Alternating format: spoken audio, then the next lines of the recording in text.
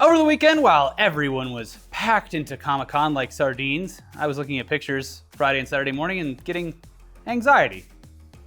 Anyways, while everyone was there doing that, Ellie and I were working overtime by catching up on video games and watching movies like The Sandlot. Now, truly a far better existence than wading through the masses and attempting to create the same videos as 100 other companies. Having said that, we did see the two biggest trailers to come out of this year's Comic-Con, Aquaman and Shazam. Permission to come aboard. And we'll talk about them in a bit.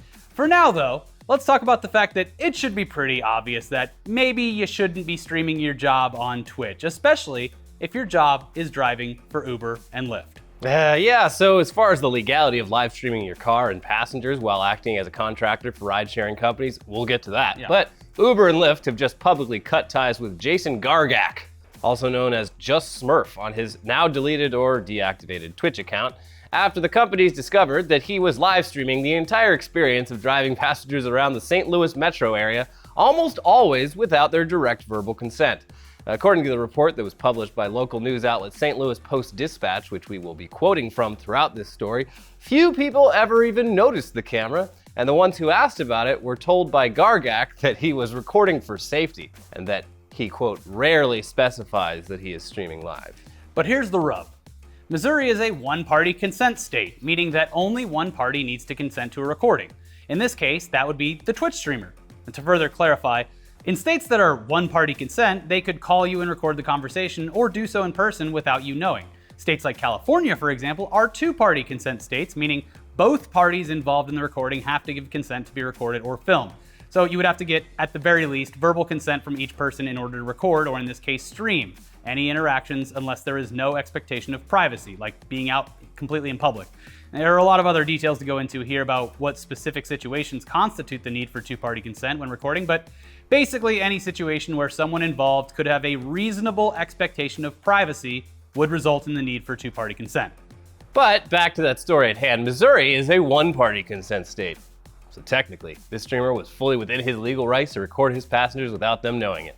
This law almost certainly needs to be updated to include streaming, even if the state deems it okay, because the waters get even murkier as technology evolves, but laws do not. Yeah. Earlier in the month, when the local news org reached out to Uber and Lyft about this, they initially backed the driver, with Uber in particular saying, driver partners are responsible for complying with the law when providing trips, including privacy laws. Recording passengers without their consent is illegal in some states, but not Missouri. AKA, not my problem. Not my problem. Also, the guy technically doesn't work for us, so like, He's a why are you contractor. calling us? Like, we don't. So once the story went public and people were obviously pretty upset about the whole thing, both companies said they reviewed his videos and after doing that, took action and suspended Gargak's driver account. A statement from an Uber spokesperson read, "The troubling behavior in the videos is not in line with our community guidelines. The driver's access to the app has been removed while we evaluate his partnership with Uber." And shortly after that, they ended the relationship with him entirely.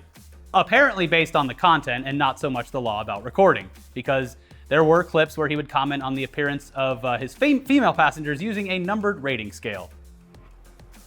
So yeah, at face value, what he was doing was technically legal, but morally questionable at best, as his clients included children, drunk college students, and unwitting public figures such as a local TV news reporter and Jerry Cantrell, the lead guitarist with the band Alice in Chains. Wow. What was he doing in the St. Louis metro area? I don't Go back know. to Seattle, Jerry. Yeah, so like first names, occasionally full names are revealed, homes are shown, passengers have thrown up, kissed, talked trash about relatives and friends, and complained about their bosses in Gargak's truck. It's a truck? I guess so. That's a deal breaker for me. If I call a fucking Uber and a truck pulls up, No thanks. no. All the while, though, an unseen online audience was watching all of this, unbeknownst to the passengers, evaluating these women's bodies, judging parents, mocking conversations, all that. Yeah, so as for the passengers themselves, I'm sure that you could already assume that they're pretty pissed about the whole thing. You'd be right. The same local outlet reached out to a few that they were able to identify by watching his videos, and those responded said, first and foremost, they had no idea they were being live streamed, and all of them said that they would have never given consent to it if they'd been asked. Yeah, no shit. Still, the fact remains this whole thing was apparently legal, even though it resulted in his accounts from Uber, Lyft, and Twitch being deactivated. According to the report, There may still be some legal recourse for his passengers, but any case would face obstacles, said Chip Stewart, a professor at Texas Christian University who has published research on the privacy implications of live streaming. Missouri does not criminalize parties who record their own interactions unless it includes a photo or video of someone who is nude or partly nude without that person's consent. Civil precedent in the state does allow people to sue for their privacy rights if they are recorded without consent when they have what the law calls a reasonable expectation of privacy. It's not clear whether courts would find the back of an Uber to be a place with a reasonable expectation of privacy, Stewart said. This is one of those things that's certainly a breach of our norms, but the law might not be a great way to take care of that yet. That could change if the law evolves, but it's moving pretty slow when it comes to this technology. So this is literally one of those moral versus legal debates. And another weird case of the internet's obsession with surveillance, much like the whole hashtag Planebase saga that we covered on Weekly Weird News 2 weeks back. I hope they get sued. It's obviously intriguing and compelling for users to watch something like this because anything can happen. And most people are aware that at nighttime, which is when he would drive and stream, the probability for a drunk passenger saying some dumb or funny shit is very high. HBO needs to be fast-tracking Taxi Cab Confessions reboot right now. Yeah, exactly. This is essentially the Twitch version of Taxi Cab Confessions, which was a popular HBO series that ran for over a decade, but also a series that got its participants to sign appearance releases, and also, good guy HBO provided them with a 48-hour window where they could rescind the permission that they'd given. Let them sober up, see if they're still down. That was a nice, they didn't even have to do that. Didn't have to do it. That was a nice thing that we're they a did. nice company. Yeah. Anyways, where do you stand on this whole thing? Did Uber and Lyft go too far, especially when it seemed as though they'd originally planned to stand by the driver and not take action? Do you feel like this is morally wrong despite being currently legally okay? Do you think the laws are going to change in one-party consent states as technology evolves and live streaming becomes more popular? Let us know in the comments below, but I mean, who are we kidding? The comments are just going to be people arguing about that Aquaman trailer, so let's just get right into that. Hard Times had a great post today where it was a DC fan talks to himself in the mirror, practicing to defend Aquaman. So yes, let's start with the Aquaman trailer. I turned it on and was like, my fiance, I was like, here we go. This is gonna be make it or break it. I'm really excited. Hopefully this looks great. And yikes is my initial reaction. There were a couple of cool standout things. A lot of the underwater shots, very beautiful and impressive. The villain in the movie looks fucking awesome because they didn't change it from the comics at all. Got and a big old head. It looks ridiculous, which is cool. It's a very, very cool visual choice.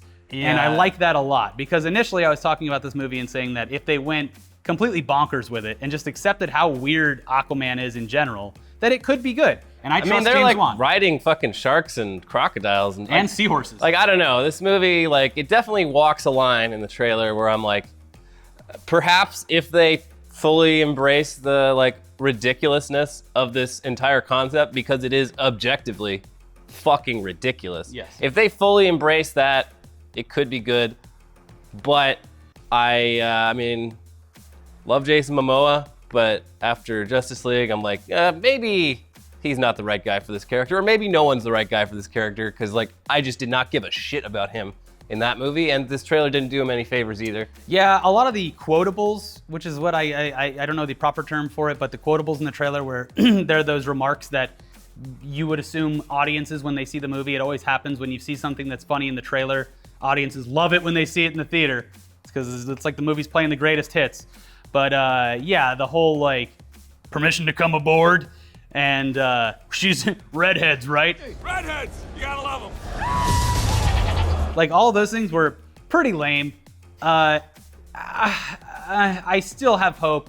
I trust James Wan as a filmmaker. The rest of it looks a little not my cup of tea. Yeah, I'm just not excited. Yes. Like, that's not to say it's gonna be bad. Yeah. And I did point out very quickly that I did like some scenes in it when I posted on Twitter. And yes, the underwater shots look cool. A lot of the things look cool. Villain specifically looks awesome. looks a lot like Thor all around. No.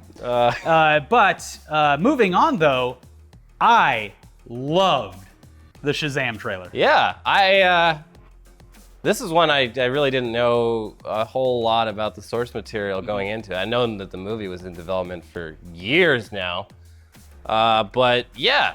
Speaking of embracing the campiness. This concept, the whole idea behind it, works so much better for me as a movie. It's about like what would happen if some fucking little teenage dork gained a power that turned him into a big, strong, grown man and he didn't even know like what the powers were, and he's just sort of, yeah, it's great. It's fucking big. Great. It's a superhero version of Big. Yeah, and it's got the little kid from It, Yeah. who was our favorite little kid from It. And it also it does something that I actually didn't know that I would enjoy, which was in Jumanji 2, it's adults with that in Jumanji, when they finally go into the jungle, they are basically children in adults' bodies. Yeah. And that was actually hilarious. Yeah. And this seems to follow that general kind of plan.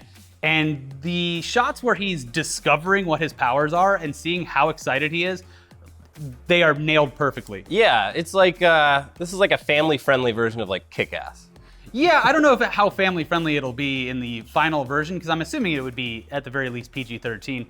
But I think that they have a lot of runway to do some really cool things in this movie, and the trailer definitely sold it. Although me pointing out a continuity error ruined my weekend because DC fanboys were all over my Twitter account, even though I pointed out the continuity error. People explained that there was a unreleased TV spot where they have the beer and they drink it. It's gross, so you assume they go back in and steal some candy. God, I'm bored already. Still, the continuity error exists, and I'm sorry for pointing it out. But the movie overall, very high hopes for this. It was quite shocking to see both back to back, because one looked fantastic and the other one looked a bit worrisome. Yeah, a lot of that has to do with the complete tonal difference. Yeah. Where Aquaman seems very serious. it seems like it, but then it has that weird Justice League thing where there's like these one-liners that almost certainly were like thrown in last minute to like bring some levity to the script that just don't work because it's like completely inconsistent with everything else about it. Yeah. Did you see the Godzilla King of the Monsters trailer? Yeah, people were freaking out about it. I watched it 3 times and was like, yeah, it looks fine. What did you think? I mean, I liked that they used Claire de Lune in the like a trailer version of Claire de Lune. That was very clever. Like that. I think the idea that like the only way we're going to defeat Godzilla is if we awaken like 20 other massive things. Like, what could possibly go wrong? Yeah, which I hope that in know. the movie they do focus heavily on the battles between all of these giant monsters and less so on the human element of it, because the human element of it is what's going to potentially make it lamer than it needs to be. Yeah. But Ken Watanabe's back. Hopefully he gets to say, let them fight again while gazing off into the distance. Yeah. Anyways, yeah, Comic-Con overall, pretty okay. Pretty okay. Pretty, I mean, it's funny. We're definitely like, I think we're past peak Comic-Con. Yeah. Not for like, for the only reason being that, you know, the first time you get an Avengers, the first time you get Batman versus Superman. Those are exciting moments. And you'll never have that excitement again. Like that, those are historic moments that once they happen. Well, Marvel doesn't even really show up anymore. Yeah, because they don't really need to. Yeah, they're throwing their own TanaCon. Like most of the coverage I saw, it was like TV shows and DC. DC was the big thing on Saturday. Yeah. Or Warner Brothers, because they did show off. They also showed off the Crimes of Grindelwald trailer. Crimes of Grindelwald. I'm excited. Hey guys, it's me, Johnny Depp. I'm in the middle of a blood transfusion, so I don't look too good. Yeah. Also, I'm a terrible person. Also, my ex-wife, who I used to punch, she's backstage. Yeah, that was also Warner weird. Brothers is a fun company. Yeah. Anyways, let us. I don't even have to ask you. You're gonna let us know what you thought about Aquaman and Shazam in the comments below. Please be nice to each other. Please be accepting of other people's opinions. Anyway, stay tuned. We'll be back the rest of the week with new episodes of Weekly Weird News, Tech News Day, and News Dump. Excited on News Dump because we get to talk about the Alita trailer, which is already seemingly dividing audiences. Although I'm very stoked because Junkie XL's on board. Yeah. Ed Skrein. Robert Rodriguez is directing it. James Cameron's producing it. There are some questionable casting choices that people are definitely pointing out, but looks fun. Anyways, if you want something else to watch, we got an episode of News Dump over here where we talk about a bunch of non-Comic-Con stuff for a very long time, and an episode of Weekly Weird News involving cool crimes. The coolest.